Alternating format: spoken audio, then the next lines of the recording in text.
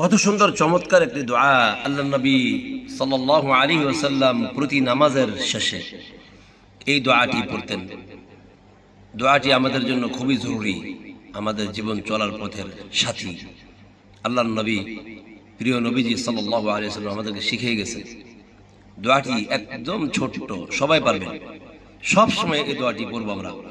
আল্লাহুম্মা ইন্নী আসআলুকা ইলমান নাফিআ ওয়া রিজকান তাইয়্যিবা ওয়া আমালান মুতাকাব্বালা। বাস এতটুকুই, তিনটা শব্দ, কত চমৎকার দোয়া। ইলম সম্পর্কে, রিজিক সম্পর্কে এবং আমাদের দোয়া ইবাদত এগুলিকে কবুল করা সম্পর্কে তিনটা বিষয়। আল্লাহুম্মা ইন্নী আসআলুকা ইলমান নাফিআ ওয়া রিজকান তাইয়্যিবা ওয়া আমালান মুতাকাব্বালা।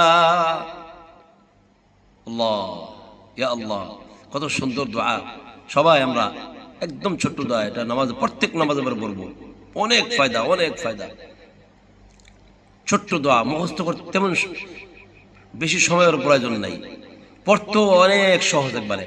আল্লাহুম্মা ইন্নী আসআলুকা ইলমান নাফিআ ওয়া রিজকান তাইয়্যিবা ওয়া আমালান মুতাকাব্বালা।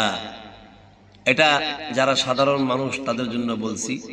উলামায়ে কেরাম যারা আছেন, আপনারা তো জানেন, আমার ফেসবুক সাথী ভাই যারা আছেন অনেকেই, বেশিরভাগই উলামায়ে কেরাম আমার চাইতে অনেক বরেণ্য, অনেক দামি দামি উলামায়ে কেরাম, হাফেজে কেরাম, কারি, মুফতি, মুহাদ্দিস আছেন। সবার জন্য নয়, যারা নাকি সাধারণ মানুষ তাদের জন্য বললাম আর কি। উলামায়ে কেরামটি আমল করেই থাকে। শুধুমাত্র ছোট্ট দোয়াটি সবাই মুখস্থ করবেন, শুদ্ধ করে পড়বেন। আল্লাহুম্মা ইন্নী আসআলুকা ইলমান, আইন্দা ইলমান নাফিআ ওয়া রিজকান, জাদিয়া ওয়া রিজকান তাইয়্যিবা ওয়া আমালান মুতাকাব্বালা।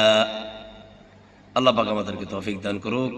ওয়া জাযাকুমুল্লাহু খাইরান। আসসালামু আলাইকুম ওয়া রাহমাতুল্লাহি ওয়া বারাকাতুহু।